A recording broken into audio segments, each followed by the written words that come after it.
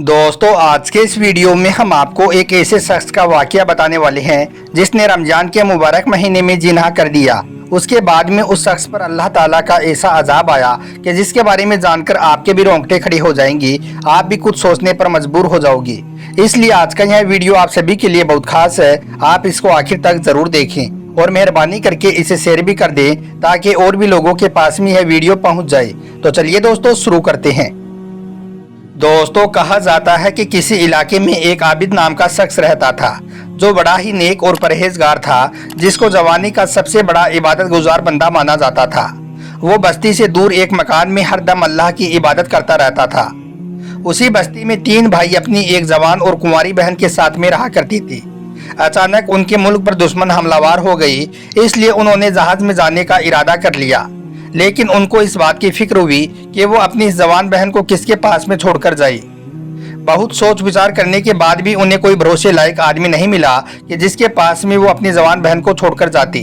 फिर उन्हें आबिद का ख्याल आया तो कहने लगे, हाँ आबिद काबिल एतबार है, वो अपनी बहन को उसी के पास में छोड़कर चले जाते हैं।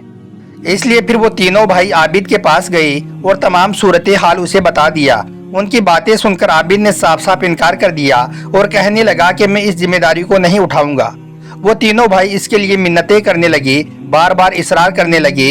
तब आबिद ने कहा कि मैं तुम्हारी बहन को अपने पास तो नहीं रखूंगा, लेकिन हाँ मेरे मकान के सामने जो खाली मकान है तुम अपनी बहन को उसमें छोड़कर जा सकते हो।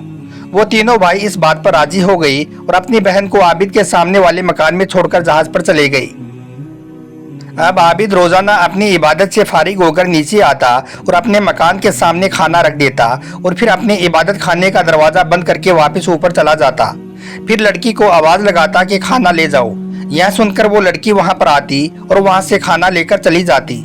इस तरह से आबिद और उस लड़की का काफी दिनों तक आमना सामना नहीं हुआ। एक मर्तबा शैतान ने आबिद के मन में यह वसवसा डाल दिया कि वो बेचारी अकेली लड़की है, वो रोजाना तुम्हारे घर के सामने खाना लेने आती है। अगर किसी दिन किसी गैर मर्द की नजर उस पर पड़ गई और अगर वो उसकी मोहब्बत में गिरफ्तार हो गया तो यह कितनी बुरी बात होगी। कम से कम इतना तो कर दो कि तुम उसके मकान के सामने जाकर खाना रखाओ ताकि उसको अपने मकान से बाहर ना आना पड़े। इस तरह से तुम्हें ज्यादा अजर सवाब भी मिलेगा और वो लड़की भी महफूज रहेगी। अब आबिद शैतान के जाल में फंस चुका था। अब उसके दिल में यह बात घर कर गई, इसलिए अब वो रोजाना लड़की के मकान पर खाना लेकर जाता और वहां पर रखकर वापस आ जाता, लेकिन कभी भी उससे बातें ना करता। ऐसा ही कुछ दिनों तक चलता रहा, लेकिन शैतान ने आबिद को फिर से बहकाना शुरू कर दिया और कहने लगा कि देख बेचारी वो लड़की अपने मकान में अकेली रहती है, इसलिए उसे तन्हाई और घबराहट होती है। अगर तू उससे थोड़ी बातें कर ले, अगर तू थोड़ी देर उसके पास में बैठ जाए तो उसकी दहशत खत्म हो जाएगी और वो खुशी खुशी के साथ में रहने लगेगी और इस तरह से तुझे इसका बहुत अजर सवाब भी मिलेगा। आबिद शैतान के जाल में फिर से फंस गया, इसलिए अब उसने उस लड़की के पास में बैठना और उससे बातचीत करना शुरू कर दिया। पहले पहले तो यह हुआ कि आबिद अपने इबादत खाने से बातें करता और लड़की अपने मकान से। फिर दोनों दरवाजे पर आकर बात करने लगी, लेकिन शैतान ने आबिद को फिर से उकसाया, इसलिए अब आबिद उस लड़की के पास में बैठकर बात करने लगा। अब शैतान ने आबिद को बरगलाना शुरू कर दिया कि यह लड़की कितनी खूबसूरत है, कितनी हसीन और जमील है। यह सुनकर जब उसने उस जवान लड़की की जवानी पर अपनी नजर डाली तो उसके दिल में गुनाह करने का इरादा हो गया। फिर एक दिन रमजान के महीने में आबिद ने उस लड़की से कुछ ज्यादा ही नजदीकियां कर ली और आखिरकार आबिद ने उस लड़की के साथ में बदकारी कर डाली, यानी कि जिना कर लिया, जिसके बाद वो लड़की हामिला यानी कि प्रेग्नेंट हो गई और कुछ दिनों के बाद उसे एक खूबसूरत सा बच्चा पैदा हो गया। लेकिन शैतान ने फिर से आबिद को बहकाना शुरू कर दिया कि देख तेरी हरकत की वजह से यह सब कुछ हुआ है।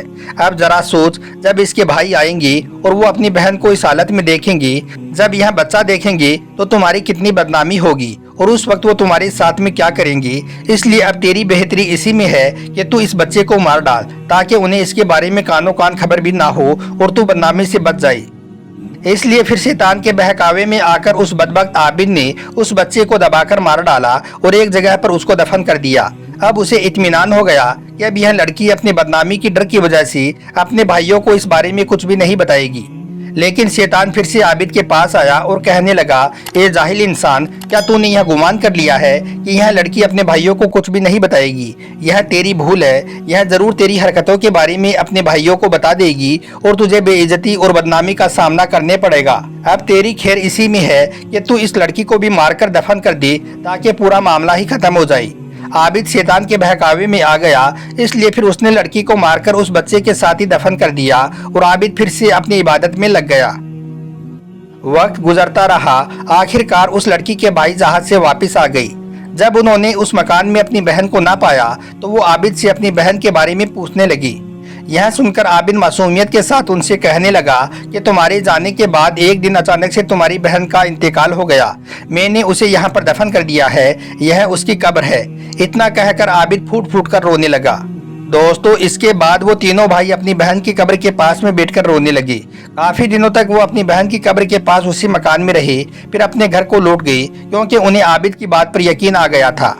एक रात जब वो तीनों भाई अपने बिस्तर पर सो रहे थे तो शैतान उन तीनों के ख्वाब में आ गया। सबसे पहले बड़े भाई से सवाल किया कि तुम्हारी बहन कहाँ पर है, तो उसने कहा कि वो मर चुकी है और फला फला जगह पर उसकी कब्र है। तो यह सुनकर शैतान ने कहा कि नहीं, वो मरी नहीं है, उसको मारा गया है। उस आबिद ने तुमसे झूठ बोला है। उस आबिद ने तुम्हारी बहन के साथ में जिना किया है, जिससे उसके बच्चा भी पैदा हो गया था।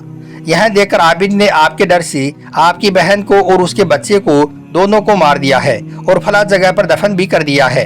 अगर तुम्हें मेरी बात पर यकीन ना आए तो तुम उस जगह को खोदकर देख लो। इस तरह से शैतान ने यह बात तीनों भाइयों के मन में डाल दी। फिर जब सुबह तीनों भाइयों की आंख खुली तो सब आपस में कहने लगे कि रात में हमने ऐसा ऐसा ख्वाब देखा है। फिर सबने अपना अपना ख्वाब बताया तो बड़ा भाई कहने लगा कि यह झूठा ख्वाब है, इसकी कोई हकीकत नहीं है। लेकिन छोटे भाई ने कहा मैं इसकी तहकीकात करूंगा, मैं इसके बारे में जरूर पता लगाऊंगा। फिर वो तीनों भाई अपनी बहन की कब्र के पास पहुंचे और उसको खोदना शुरू कर दिया। जब उस कब्र को खोला गया तो उसमें एक बच्चे की हड्डियों के साथ में अपनी बहन की हड्डियां भी पाई। अब क्या था, वो तीनों भाई गुस्से में आबिद के पास पहुंचे और उससे कहने लगे कि सच सच बता, तुमने हमारी बहन के साथ में क्या किया है। आबिद ने जब उनका गुस्सा देखा तो वो बहुत डर गया, इसलिए उसने अपना गुनाह कबूल कर लिया और सब कुछ उन्हें सच सच बता दिया। यह सुनकर फिर वो तीनों भाई उसे पकड़कर बादशाह के पास ले गए। बादशाह ने सारी बातें सुनकर उसे फांसी देने का हुक्म दे दिया। अब जब उस आबिद को फांसी दी जा रही थी तो फिर से शैतान उसके पास आया और उसे बहकाना शुरू कर दिया कि मैं तो तेरा साथी हूँ, मेरी बात मानकर ही तूने उस लड़की के साथ में गलत काम किया था, इसलिए अब अगर तू मेरी बात को मान लेगा तो मैं तुझे फांसी से बचा दूंगा। अब तक तूने मेरी हर बात मानी है, अब एक और बात मान ले। यह सुनकर आबिद ने कहा अब तुम मुझसे क्या चाहते हो। तो शैतान कहने लगा अब तू अल्लाह के एक होने का इनकार कर दे और काफिर हो जा। अगर तूने ऐसा कर दिया तो मैं तुझे आजाद करवा दूंगा। कुछ देर सोचने के बाद आबिद ने दुनिया के अजाब के डर से कुफ्र का कलमा पढ़ लिया और अल्लाह के एक होने का इनकार कर दिया और इस तरह से आबिद काफिर हो गया। अब जब शैतान ने आबिद का ईमान ही बर्बाद कर दिया तब उसे कुफ्र की हालत में फांसी दे दी गई और इधर शैतान अपने साथियों के साथ में खुशियां मनाता हुआ वहां से गायब हो गया। तो दोस्तों, देखा आपने शैतान इंसान के ईमान को बर्बाद करने के लिए क्या क्या चालाकियां करता है।